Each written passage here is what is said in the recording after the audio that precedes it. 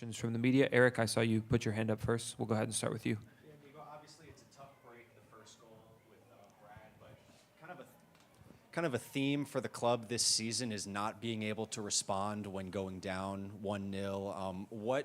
How much does that concern you, and what do you see when the club does, the margin for error seems so small and the ability to come back hasn't been there yet this year?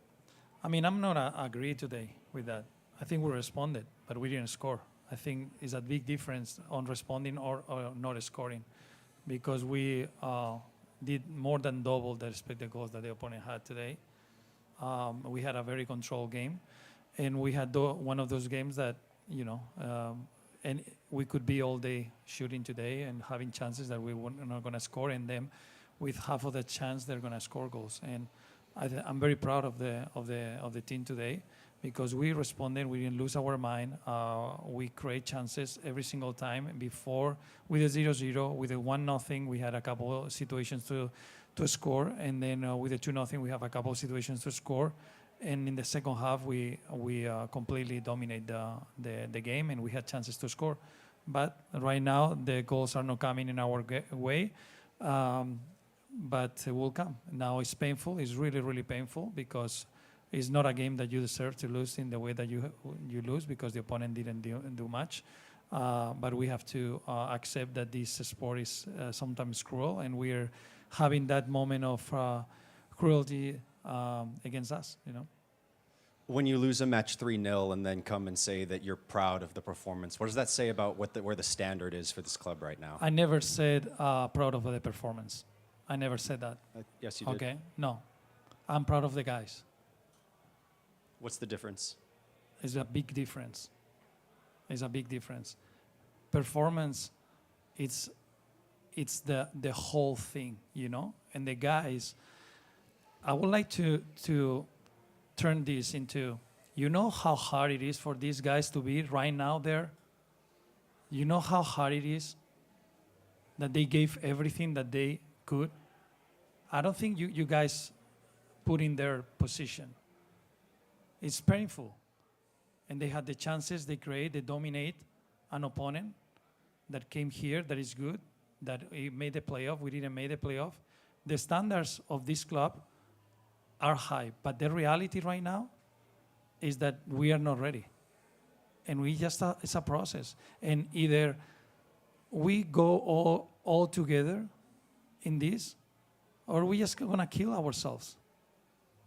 And this is not the moment to blame anyone. It's not the moment to separate the guys. It's the moment to be together. We all made mistakes. They put a lot of effort there. They did more than their opponent to score more goals. And for whatever reason, this is why this sport is so difficult.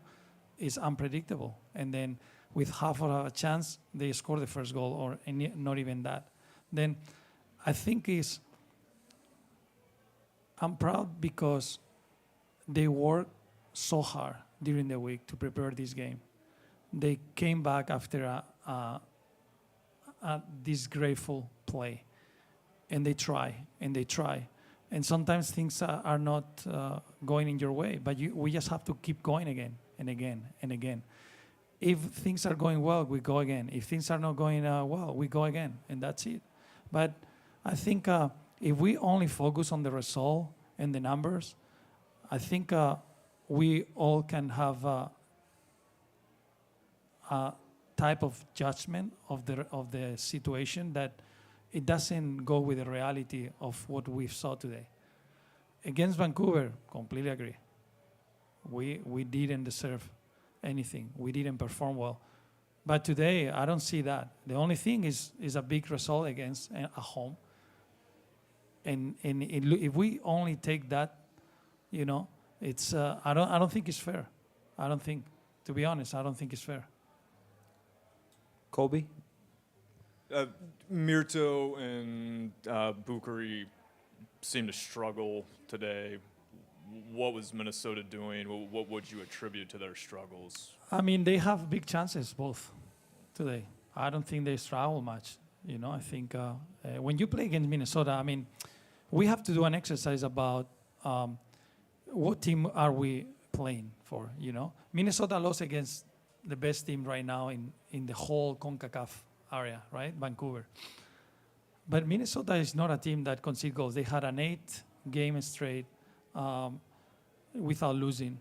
They made the playoff last year. They are a defensive team. Defensive team. They defend with 9 on 10 players behind the ball the whole time. Then we cannot think that we're going to score 5 goals here against this team. We have to be also analyzing, well, what teams are we playing against? We knew it's going to be tough. They were playing in a 5-3-2, and against us, they put another more defender, 5-4-1. Then it's normal that at the beginning of the game that the team get stuck in some of the attacks because the opponent is with full energy, they're compact. But as the game goes through, we found ways. Buka has a chance, Mirto had a chance, Brandon had a chance. Then in the second half, we have multiple chances to score. Then we have to take into account that it's difficult. It is not easy, and this is why MLS is so difficult. And it is normal against 5 defenders that it's difficult to break them, and more if they are very well organized and they don't move. And we just have to be patient, play some direct balls that we did, and we won the second balls and create dangerous plays. In transition, we create dangerous plays, and as the game went through, we found ways to get into the back line. But it is normal that we can struggle. For example, the other thing is against Vancouver, they were losing 1-0, and they changed to a back line of 4, and they concede 2 goals right away. Then it's not only that we struggle, it's most of the team struggle against Minnesota in the attacking side. Eric? Yeah, Coach. Just kind of about the front 3, Uzuni, Bukhari, and Vasquez. I mean, how concerned are you about the lack of goals? I mean, I'm not more than concerned. I'm with them.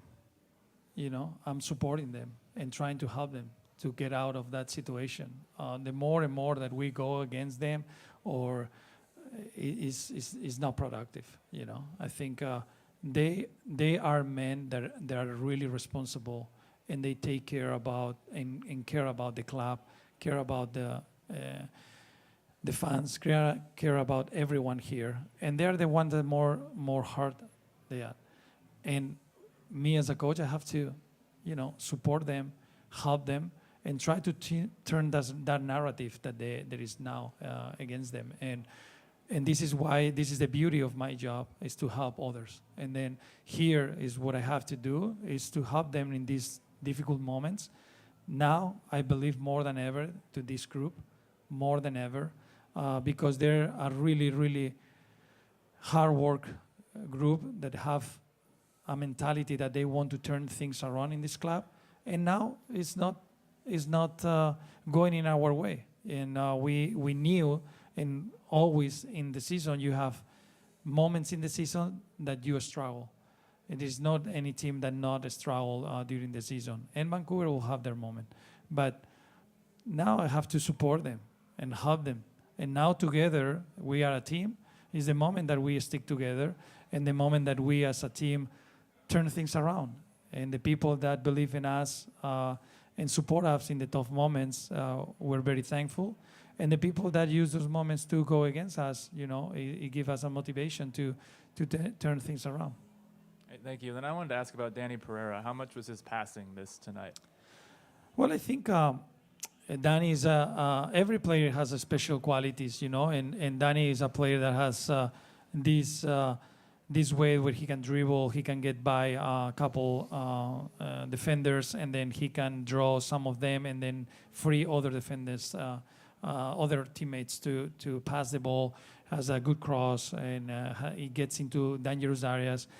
And missing him, we miss a part of that, and I think we have to just to get better in how we can, use other players in different roles. But I think, to be honest, without him, we were able to also create a good number of opportunities and situations that didn't go in our way, and we just have to keep playing. And right now, Danny has to focus on recover, and we have to focus on the players that we have and give the whole support and the help to change the things that is happening right now.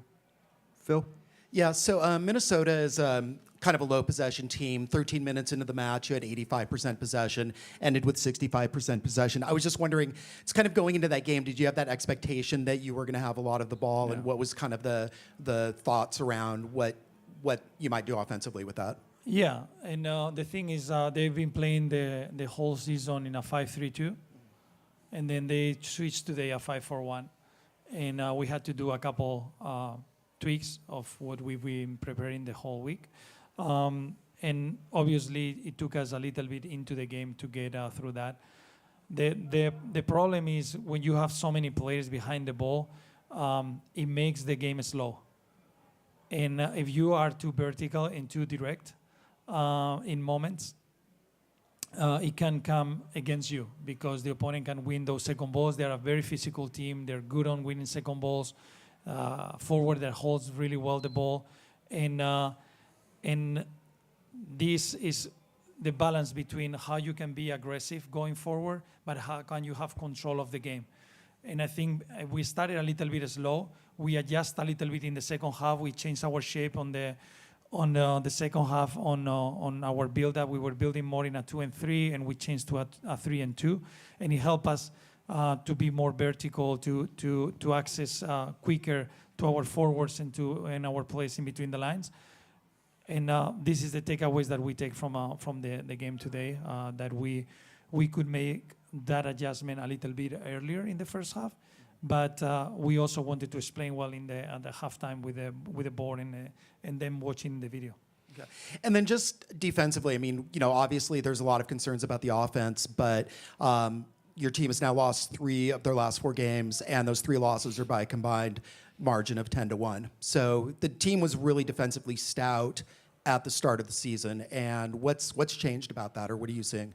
No, I mean, I think the first goal is a disgrace. I mean, the opponent didn't do much. Like as I said, they have a 0.8 expected goals. The first goal is a mistake that we had, and that you usually don't have those mistakes. The second goal is coming from a set piece, and they're a very strong team, and it's coming from recirculation, and we have to be better there.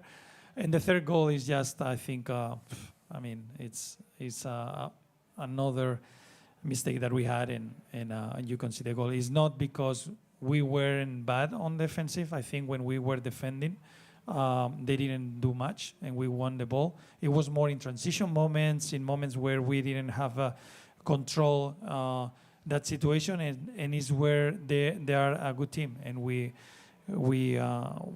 kind of suffer some of their transitions, and we have to learn from that because we will play them soon again, and in the next game that we play against them, we have to be better on that. Salome? Profe, buenas noches. En varias ocasiones hemos podido notar que cuando el equipo está atacando y tienen una ocasión clara, prefieren patear el balón a ras de piso en lugar de levantarla algunas veces. ¿Es esto una decisión técnica o qué nos puede comentar sobre eso? No, es una decisión de dónde está el espacio, ¿no? Si el espacio está ahí, es más fácil marcar un gol con el pie que con la cabeza. Y ellos tienen 3 centrales poderosos en el juego aéreo. Entonces nosotros sabíamos que podrían sufrir más por bajo. Y evidentemente pues hemos tenido bastantes situaciones de esas y creo que las podíamos haber aprovechado. De hecho, creo que hemos tenido solo una situación por arriba así clara de Sille. El resto, ellos han sido muy fuertes en el juego aéreo y por eso intentábamos que no darles en donde ellos son fuertes, ¿no? Profe, en el partido pasado contra Houston, usted nos comentó que aún el equipo no estaba preparado al 100 para remontar y que era un reto muy bonito. Hoy el equipo inmediatamente después de los 2 goles bajó la mirada y se notó un poco desanimado. ¿Es algo emocional o algo mental que el equipo aún le cuesta revertir el resultado? Bueno, yo creo que es un poco un cómputo de todo, porque al final si analizas bien el partido, cada vez que hemos ido por detrás en el marcador, hemos tenido una ocasión para empatarlo. Nos han marcado el gol, hemos tenido la ocasión de Mirto, ¿no? Hemos tenido la ocasión de Buca. Hemos tenido ocasiones para hacer, nos han hecho los 0 y hemos tenido ocasiones para hacer, ¿no? La de Taylor, la de Robert, la de Brandon, la de Sille. Hemos tenido varias situaciones ahí, la de Brandon, el tiro que ha tenido la segunda parte. Entonces, yo creo que con un gol hubiese cambiado emocionalmente todo. El problema es que no hemos sido capaces de hacer ese gol. Pero yo sí que he visto una actitud diferente a la que vi en Houston.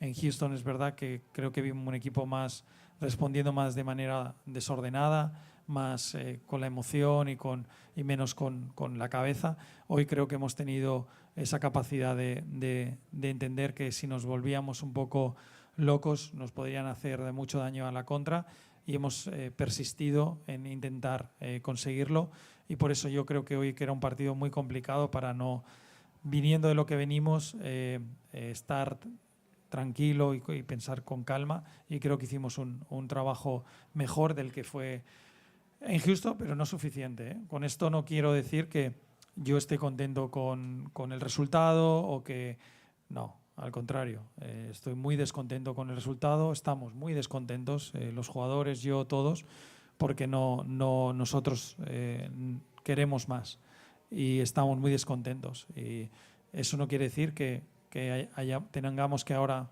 una competición muy bonita que viene por delante, que empieza el miércoles, y que queremos dar el primer paso, y por lo tanto tenemos que levantarnos rápido porque no hay tiempo para lamentarse, ¿no? Esto ya es pasado, ya no podemos hacer nada, y hay que pensar en lo que viene, que es la verdad que ilusionante y muy bonito. Jorge. Buenas noches, profe. A mí me gustaría que me preguntara lo que le preguntó a Eric. A mí sí me gustaría estar en la posición de los jugadores y ganar lo que ganan y no hacer nada en la vida más que jugar fútbol. Es presión lo que tienen. ¿Por qué un jugador tan caro no funciona? Y hablo del caso de Bucari, se tardó 54 minutos en mandar un centro. Y veo como, con sus palabras, siento como que él hizo un juegazo. No, yo no he hecho juicios individuales. He hecho a nivel colectivo, creo que el equipo ha intentado, ha seguido intentando, haciendo cosas, y él ha intentado buscar su espacio, sus momentos. Y si os fijáis, desde el partido de Houston, todos los equipos le meten 2 jugadores a él. Entonces, para él va a ser más difícil si no circulamos rápido el balón. No es cierto eso no es cierto. Sí. Hoy lo tengo en video, lo grabé 5 minutos, nadie lo cubrió. No. Hoy, el día de hoy. 2 jugadores todas las veces. Se lo voy a demostrar si que no en el video. Si no, tenía el wingback y el central al lado esperándole. Y si no, tenía al extremo. Sí, míralo. Y el día de Houston, Linder, todas las veces bajó con él.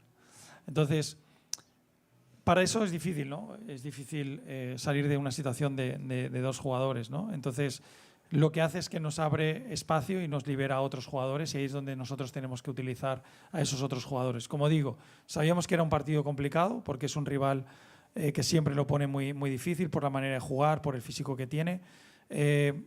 Tenemos que seguir mejorando y seguir aprendiendo cómo jugar este tipo de partidos y cómo hacer que jugadores como Bucari, jugadores como Sabo, como Owen, como Mirto, como Brandon tengan una oportunidad mejor para poder resolver dentro del campo, ¿no? Entonces ahí tenemos que ser, desde lo colectivo, tenemos que ayudar al jugador de manera individual.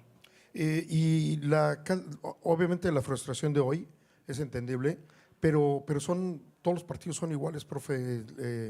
Son las mismas llegadas, 4, 2, 5 llegadas. Hemos tenido 2 partidos buenos que se los he comentado, pero en realidad ha sido exactamente igual toda la temporada. Escasez de llegadas y bueno, las palabras de ustedes que vamos avanzando, pero ¿en dónde vemos ese avance?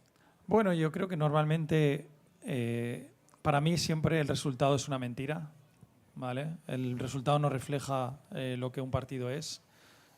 Yo siempre creo que se aprende mucho más de las derrotas porque al final hay consecuencia, ¿no? En el que cuando uno no ha estado bien o no ha hecho las cosas bien, se aprende más y se puede llegar más al jugador. Pero no quiere decir que hayamos hecho todo mal. Yo creo que hemos jugado partidos peores aquí en casa que el de hoy, y hemos tenido una recompensa mayor que el de hoy.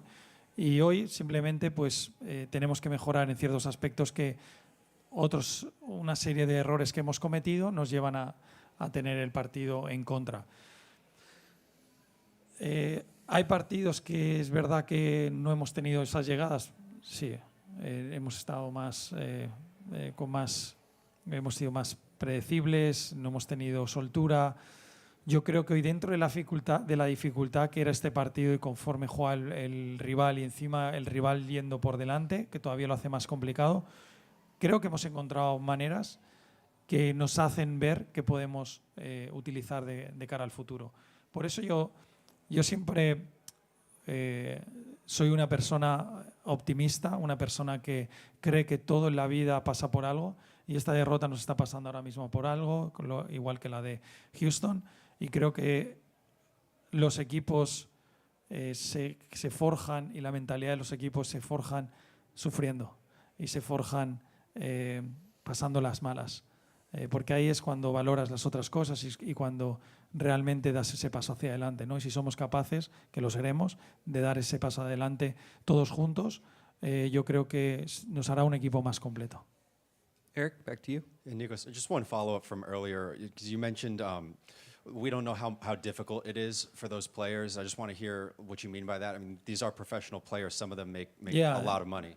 Yeah, and this is like the funny thing. The people think like because you make money, you are not a human being, and then probably they can have the same issues that someone that makes less money, because they're humans. They're not. The only thing is they were gifted with a quality, and because the market and because it put them to make that money, it doesn't mean that. And the same with the actors, the models, everything, tennis players, everything. They make money, but you can see how they have suffered from anxiety, suffered from pressure, suffering from other things because they're humans.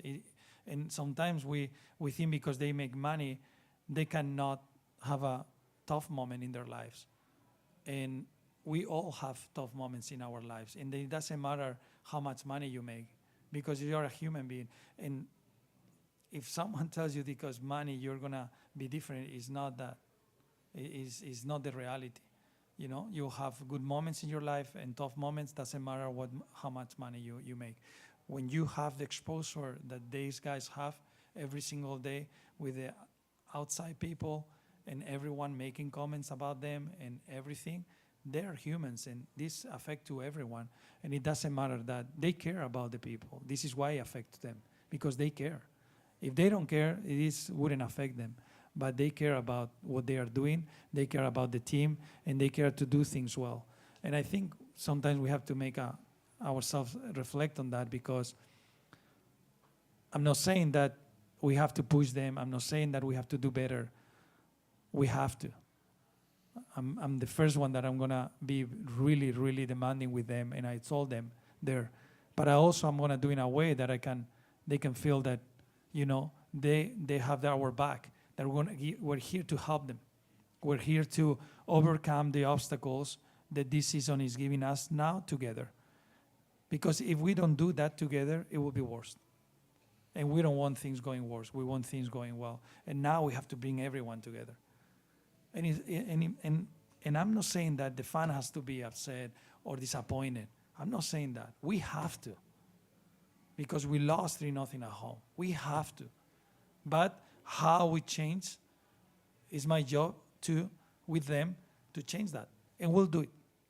Because they're great guys and they want to change it. And they will come stronger for sure. Anybody else have a further question for Nico? Jorge, will you pass back to Jorge? Profe, entonces se vienen semanas complicadas. Van a tener prácticamente 4 partidos en 2 semanas. ¿Cómo se prepara? ¿Qué es lo que espera? ¿Qué tiene en mente para estos 4 partidos? A ver, vamos a tener 8 y si sale bien lo del miércoles, 9 partidos, seguro, este mes, en un mes. Hemos jugado 10 partidos en 3 meses y ahora vamos a jugar en un mes 7 partidos de liga y 1 de copa y si todo va bien, otro. Entonces, recuperar, pasar página y centrarse en lo siguiente, porque el pasado nos ayuda a mejorar, a lo que tenemos que mejorar, a estar dolidos por lo que pasó, pero sobre todo a seguir hacia adelante, a seguir mirando hacia adelante. Y es la única manera. No hay tiempo para lamentarse, no hay tiempo para pensar esto pasó, no. Lo siguiente, atención total a eso y salir a por todas porque no hay tiempo para lamentos ahora. El de Copa podría ser una buena oportunidad para levantar el ánimo. ¿Va a salir con equipo completo o equipo alterno? Y yo lo digo, todo este mes vamos a salir con el mejor equipo. Todo este mes. Entonces, vamos a ver cómo recupera la gente, quién está disponible, quién está en un buen momento, quién está en un momento más bajo y a partir de ahí elegir al mejor 11 que tengamos para ganar cada partido. Entonces, no el tema de rotar o no vamos a sacar el mejor 11. ¿Que habrá cambios en algunas alineaciones? Seguro, porque es imposible jugar los 90 minutos todos los partidos. Hay un riesgo de lesión, también hay un riesgo de que no se pueda competir bien porque uno está cansado. Entonces, dentro del plantel que tenemos muchas opciones, conseguir sacar el mejor 11 para cada partido. Gracias, Jorge. Thank you, everybody. We'll wrap there. Appreciate it. Have a good night. Thank you, guys. Thank you.